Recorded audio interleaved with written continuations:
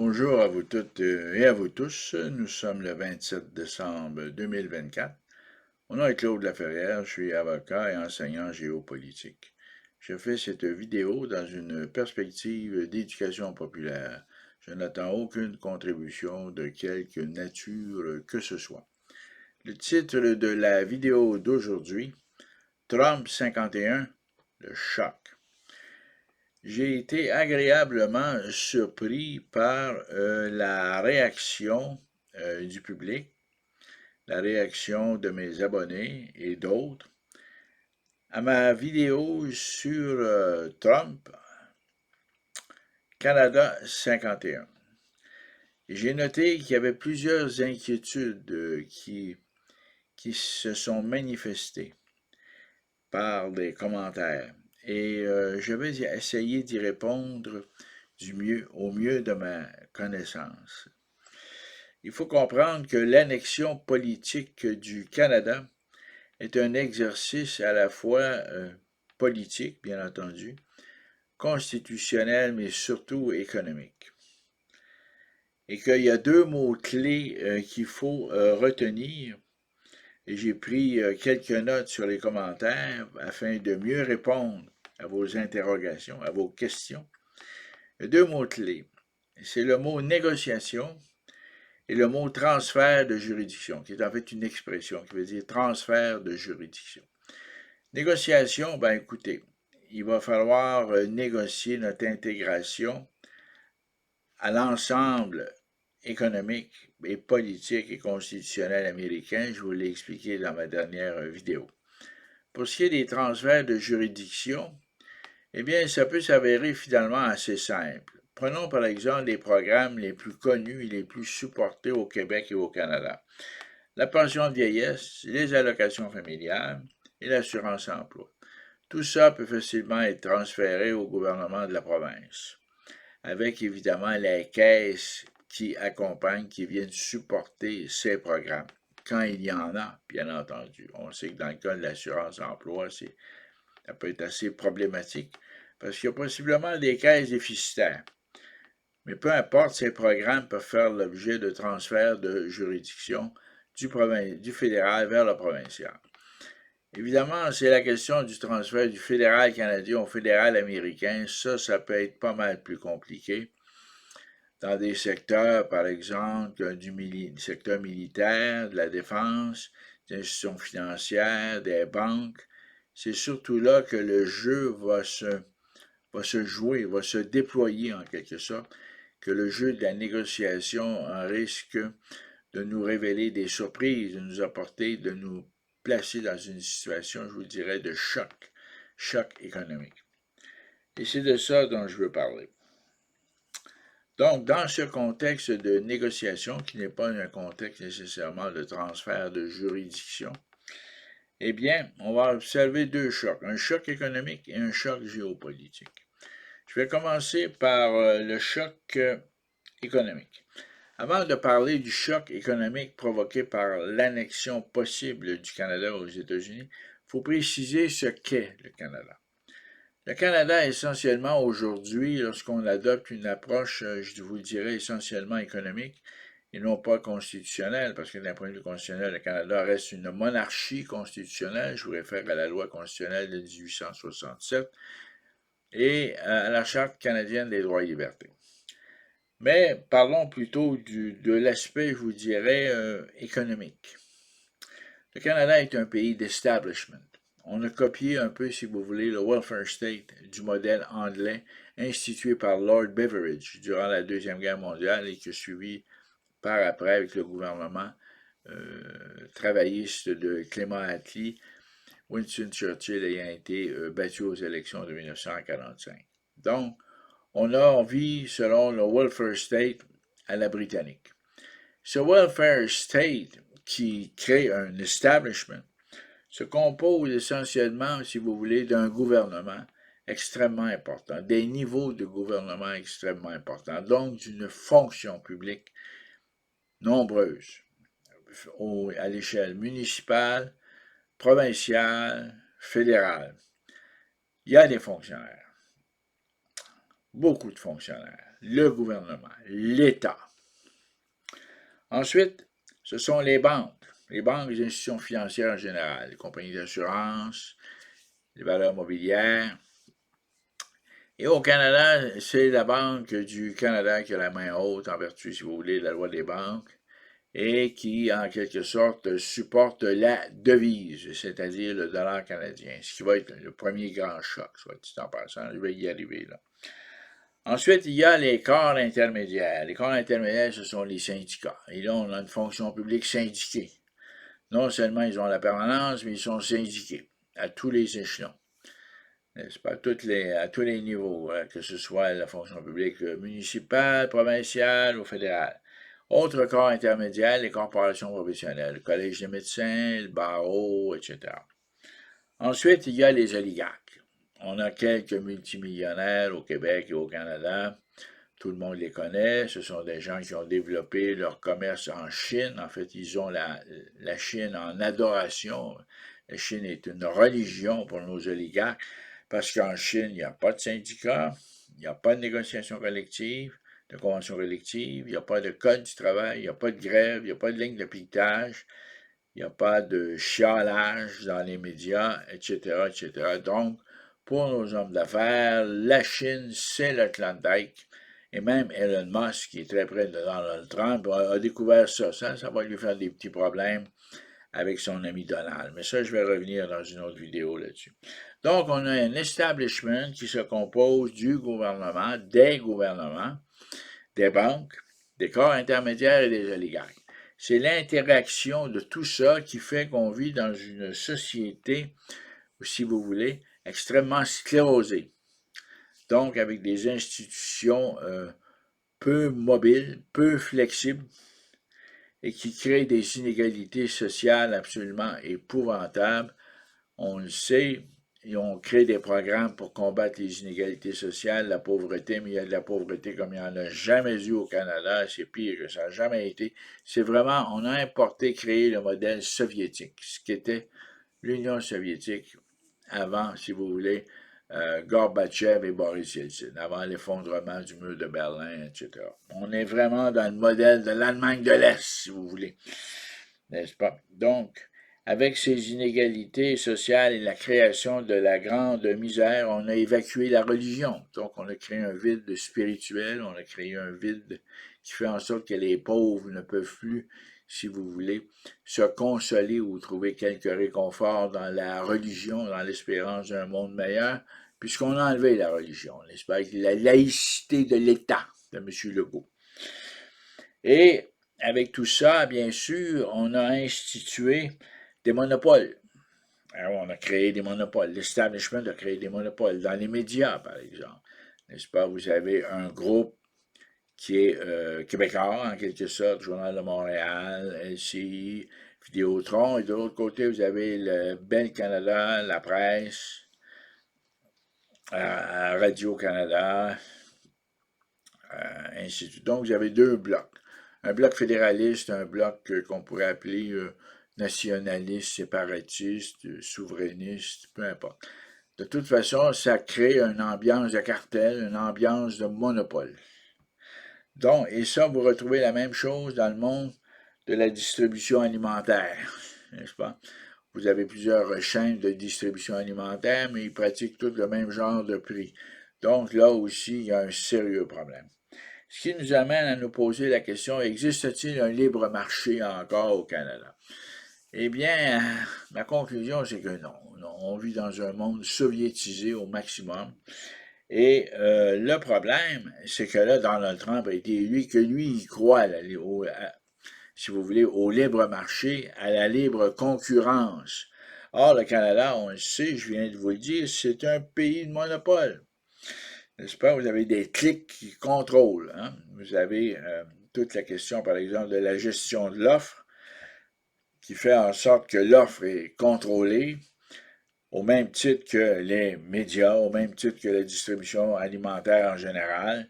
Donc, on se retrouve dans un pays, un drôle de pays, hein, un pays d'establishment, où il faut être près du régime, hein, le régime, il faut être collé sur le régime. Sinon, vous risquez de tomber dans la grande misère. Avec Donald Trump, c'est le rétablissement, si vous voulez, de la concurrence. On ouvre des portes pour un meilleur libre marché, entre autres au chapitre, par exemple, des institutions financières. Aux États-Unis, vous avez des banques d'État et vous avez des banques de juridiction fédérale. Donc, vous avez beaucoup de concurrence au niveau des banques, au niveau des institutions financières aussi en général, que ce soit le domaine de l'assurance, valeurs mobilières, etc. Donc, il y a aussi cette volonté chez Trump de réduire les taxes et les impôts, n'est-ce pas? C'est-à-dire avoir un contrôle budgétaire et limiter l'influence de la fonction publique et faire comprendre que les gens qui sont élus rendent compte à la population et non pas à la fonction publique. Voilà. Ce qui amène bien sûr cette idée de, je reviens là-dessus, du libre marché, c'est-à-dire d'encourager les initiatives individuelles, c'est-à-dire tout ce qui touche par exemple la propriété intellectuelle, la recherche-développement, les brevets, l'invention, l'innovation, la création artistique, aussi les initiatives de bénévolat en matière de charity, n'est-ce pas, en matière, si vous voulez, d'organismes à but non lucratif, tout ce qui s'appelle, en fait, le monde du bénévolat. Maintenant, l'annexion politique, l'annexion du Canada aux États-Unis, par rapport, si vous voulez, à tout ce bouleversement, ça risque de provoquer une ouverture économique extrêmement importante pour les entreprises américaines qui vont voir dans notre hydroélectricité, dans notre production pétrolière et gazière, qui vont voir dans nos richesses naturelles une opportunité absolument incroyable. Donc, et ça, sans aucune limitation juridique, constitutionnelle ou politique de quelque nature que ce soit, puisqu'on ferait partie intégrante du territoire américain. Évidemment, tout ça, ça paraît bien beau, mais il va y avoir un choc, je vous parlais des banques, je reviens là-dessus, et c'est là que ça va faire mal. Pour les banques sont vraiment, si vous voulez, la colonne vertébrale de l'establishment. Vous avez simplement à considérer le salaire, le revenu annuel des présidents de banque pour comprendre que notre premier ministre au Canada gagne environ près de 1,5 million par année, alors qu'un président de banque en gagne 15 millions, n'est-ce pas, ou 20 millions même. Donc, il y a vraiment un problème d'establishment, un problème, si vous voulez, par rapport au système bancaire. On a créé en quelque sorte au Canada une sorte d'économie artificielle autour, grâce à ces 4 composantes de l'establishment, qui font en sorte qu'on est au pays des licornes.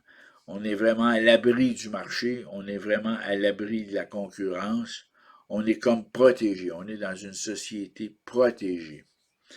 Et ça est soviétisé, et où vous avez une très grande pauvreté, des inégalités sociales, mais vous avez une clique au pouvoir qui se maintient grâce à une espèce de balancier entre ces 4 forces que je vous ai nommées, le gouvernement, les banques, les corps intermédiaires et quelques oligarques.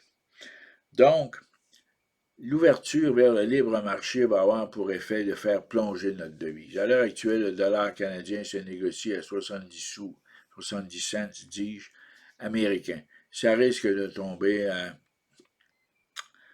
1 dollar canadien pour 50 sous. Autrement dit, si vous avez un capital de 100 000 canadiens, ben, ça va être 50 000 US. Et j'ai l'impression que ça va tourner autour entre 50 et 70 000 si vous avez un capital de ça. Moi, c'est mon impression, c'est mon opinion. Il va y avoir un choc des devises, c'est-à-dire qu'on va transférer le dollar américain et le dollar canadien pour le dollar américain. On va transiger finalement, le dollar canadien va disparaître et les banques canadiennes vont gérer le dollar américain selon les règles américaines, selon le droit américain. Donc, il risque d'y avoir un choc. Ce choc va être compensé par un boom géopolitique. Et ça, on arrive à mon deuxième choc, le choc géopolitique, à savoir qu'il va y avoir un développement économique important, comme je vous le disais. Les entreprises américaines vont être attirées par notre électricité, notre gaz, nos minéraux, et ainsi de suite. Donc, il va y avoir un développement économique qui va venir, un boom économique qui va venir compenser le choc de la devise. Donc, je le dis, un boom économique qui va compenser le choc de la devise. Voyons maintenant un aspect important de ce boom économique. Je n'ai pas l'intention de couvrir tous les aspects parce que ce boom économique risque d'être multiple. Je vais vous parler du boom économique géopolitique, qui est le deuxième choc, si vous voulez. À savoir que le Canada va devenir un territoire ouvert pour la défense du bloc nord-américain. Qu'est-ce que ça veut dire? Ça veut dire qu'il faut se protéger contre la menace russe et chinoise. Autrement dit, le territoire nord-américain du Canada va devenir un territoire américain où vont se déployer des bases militaires pour l'armée, la Navy et l'aviation. Autrement dit, on risque de se retrouver avec des bases américaines en Abitibi, le long du Saint-Laurent, dans la région de Vancouver, dans le Grand Nord canadien, le Nunavut. Et là, à ce moment-là, il s'agit en quelque sorte de protéger véritablement le territoire, ça va s'ajouter à ces bases militaires de la Navy, de l'Air Force et de l'armée, vont s'ajouter le système de défense nucléaire qui va se déployer, puisque présentement, nous faisons partie du NORAD et nous faisons partie de US Northcom, sauf que cela ne permet pas aux Américains de déployer des bases, de construire des bases, ce qui va être une source de développement économique majeur sur tout le territoire canadien, qui va être devenu le territoire américain. Donc, voilà, c'est un aspect important. C'est pas seulement les bases militaires aussi, c'est toute la question du renseignement, tout ce qui touche, par exemple, le déploiement de la CIA et de la NSA. La CIA se développe surtout à l'extérieur du territoire américain, mais ils vont probablement ouvrir des stations ici, tout comme durant la période de transition, tout comme la NSA. Et graduellement, notre système de justice, et ça c'est le dernier aspect que je vais aborder, le système de justice va transiter vers un système de justice à l'américaine. Donc, on peut voir le département de la justice qui comprend le FBI. Le FBI va probablement développer des succursales dans les villes, de même que la DEA, Drug Enforcement Administration. Et là, il faut penser que nos tribunaux vont devoir s'adapter. Certains d'entre eux vont peut-être disparaître, d'autres vont se maintenir, mais ils vont devoir s'adapter au droit américain et apprendre et comprendre le droit américain et appliquer le droit américain pour tout ce qui touche, si vous voulez, le droit public. Pour ce qui touche le droit civil, écoutez, la Louisiane a adopté le droit civil, il n'y a aucun problème. Donc, on peut penser que le droit civil québécois, le common law dans les autres provinces, va être maintenu. Tout ce qui touche les matières à caractère civil, privé, va être maintenu. C'est vraiment le droit public, tout ce qui touche les questions de sécurité nationale, ce qui touche les questions de commerce, de banque, d'échange. Ça va tomber dans le droit public américain et nos institutions vont devoir s'adapter, changer ou disparaître. Voilà. C'est assez radical, mais voilà. Donc, on peut penser que le complexe militaro-industriel américain pourrait s'établir, s'étendre au Canada, ce qui va apporter un boom économique, mais aussi un choc. Donc, en résumé, un choc difficile pour notre monnaie, mais compensé par un important boom économique en raison de l'implantation du complexe militaro-industriel sur le territoire du Canada qui va être devenu le territoire américain. Voilà, grosso modo, c'est ce que j'avais à vous dire pour aujourd'hui. Je vous invite à vous abonner à ma chaîne, à commenter, à débattre, pourquoi pas, c'est intéressant. And let's finish with these few words. In God we trust. And God will bless us all. Là-dessus, je vous souhaite de me revenir pour une prochaine vidéo. Voilà, bonne journée.